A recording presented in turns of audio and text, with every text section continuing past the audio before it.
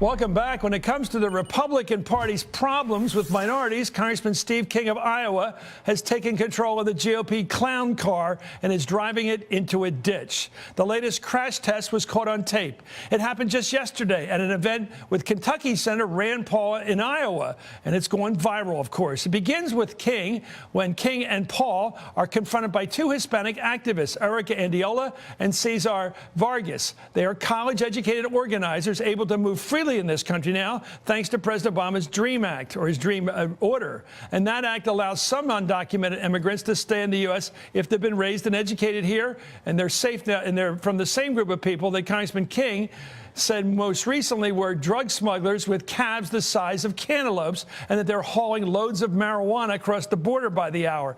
Well, Senator Paul abruptly left this scene right as the confrontation began, when Erica, there she is, gives Congressman King her identification card and dares him to show his opposition to the president's initiative by ripping it up. Here's what happens next. You can go ahead and rip it. I just don't understand why you've been wanting to do that. And for you to be fighting so much against dreamers, calling us names, saying that we have to have some animals. I say no. That's drugs. Please. You're very good. Stop a minute. You're very good at English. You know what I'm saying. I was raised in the United States. Right, so you can understand the English language. So don't act like you don't. You know. I am not acting like I don't understand. No, you are, because you're saying something that's not true. Okay, what is that? And as I said, I spoke of drug smugglers. Now, you're not going to tell me you're one of them, are you? But it troubles me a great deal that you have such disrespect for the laws of the United States. This is my country. I love this country. I want to make sure that we fix this. But you're telling me that you don't have to abide by the laws of this. We are She called the police The police would never do anything. Go home. No, listen. You came from a lawless country. Do not import lawlessness into America. I'm really sorry that you come from a lawless country. I hope that you can have a happy life. Well, but thank please, you, sir. You know, do not erode the rule of law in America. If you want to rip it, let me know. I will bring it back. That would be a nice if video you want to op get for rid you, of but it, that's not going to happen. It's going to be something that you've been advocating for, and I was just giving you the opportunity to do it. Wow, Erica Andiola, you just saw her there, joins us right now. There she is. She's the National Director for the Dream Coalition. I only have a few minutes for you, but give me a sense of what you expected to happen when you confronted Congressman King and what you thought of him before you saw him and what happened. Yeah, well, see, we've been fighting really hard to be able to get DACA, right? The card that I was showing him and asking him to rip it up. And, you know, he's been fighting against it over and over again. He just took a vote in the House, pretty symbolic vote. It's not going to happen, but they passed something to get rid of DACA. So for me, it was really, if you want to fight against dreamers, show me that you really mean it and rip off my card. He didn't do it.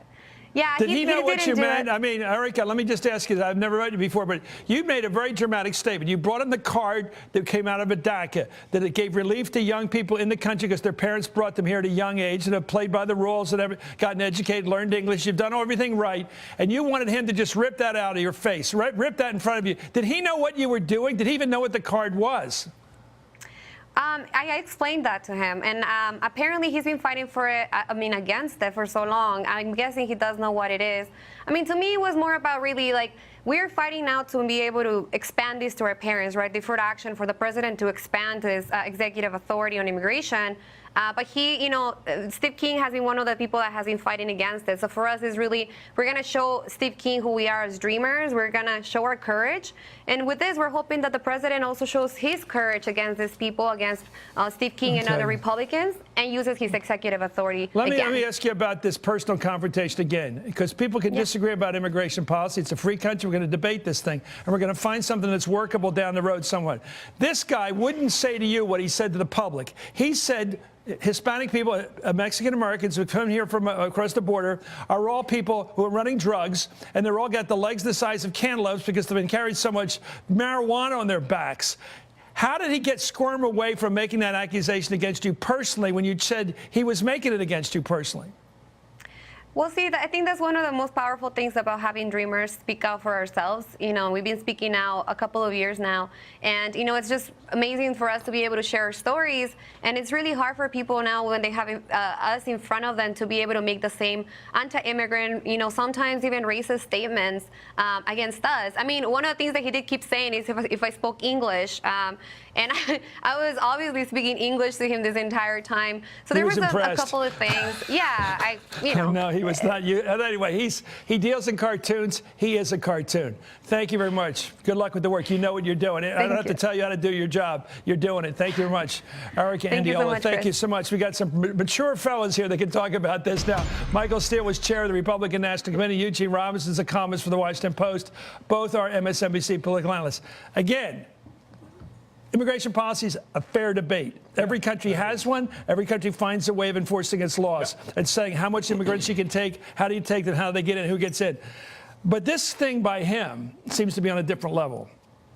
How do you mean?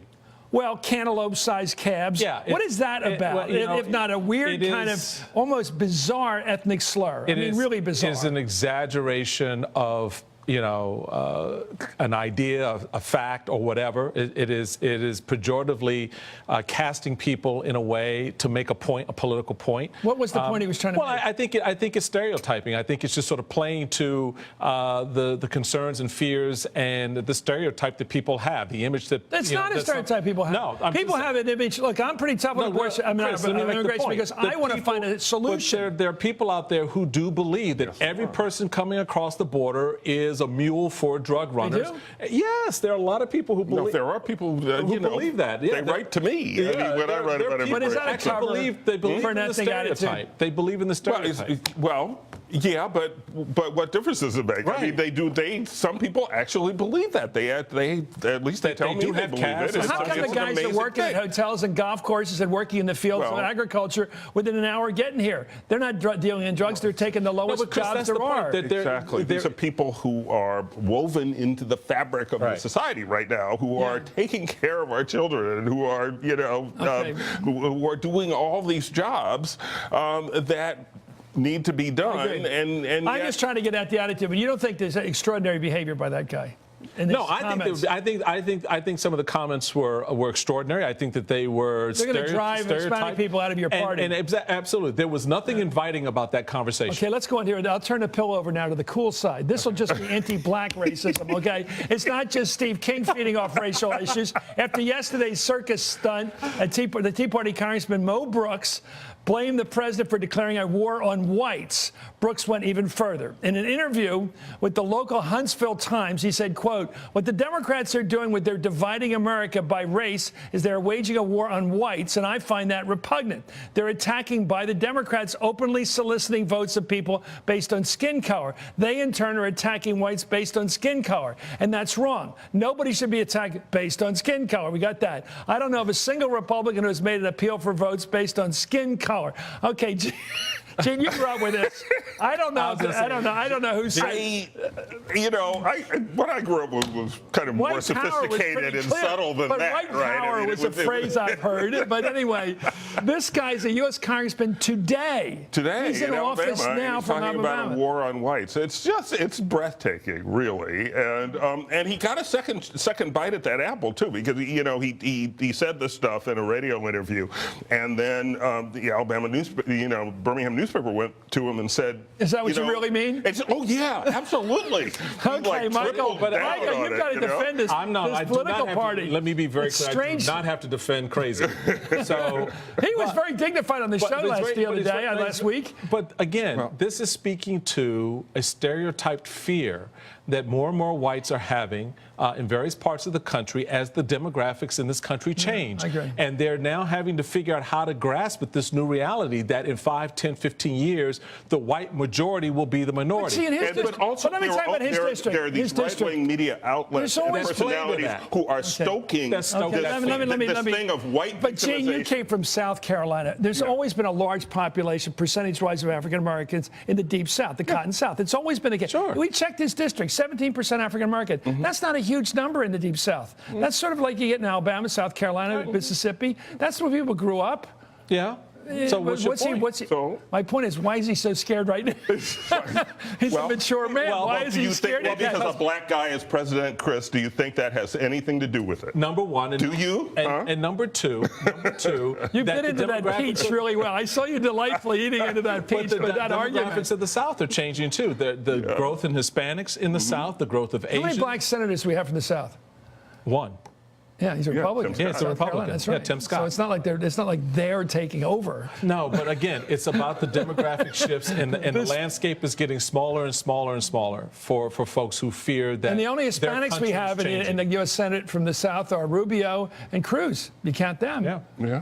So it's strange, All Republicans. attack going on here. Yeah, right. Exactly. It's a very strange I just attack. think Anyway, when it comes to racial politics, Mo Brooks is anything but a saint, especially when it comes to his view of Hispanics entering this country illegally.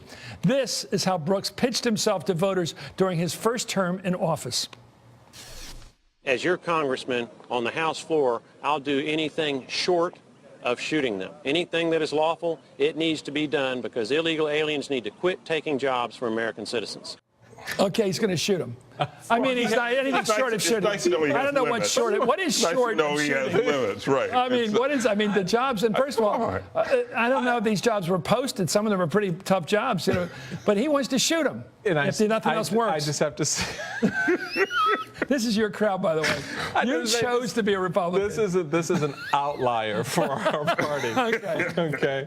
I would not use this as representative of where Republicans are. Well, you know, as they say on the highway, there's no news till there's an accident. That's right. That's news. That's news. Maybe these are accidents. These are Maybe. accidents. But I'm afraid they're becoming more the highway typical. is And straight Gene has heard narrow. this before, too. Well, you get the it's letters. this whole You don't white- get the right kind of mail he gets. No, this whole white victimization thing. I mean, it's out there, it's the and it new- becomes more intense. It's the new PC. as they become more feel more beleaguered. How about making them work for free for 350 years? Hey, Would that be what an idea? victimization? What an 350 idea. years of working without a single payday. What an Isn't that an idea. idea that whites came up with? Right? Remember that deal? Anyway, Some thank of you, us are Michael still Steele. waiting for our 40 years of a mule, so. With inflation. Thank you, Gene Robinson. Thank you, Michael Steele.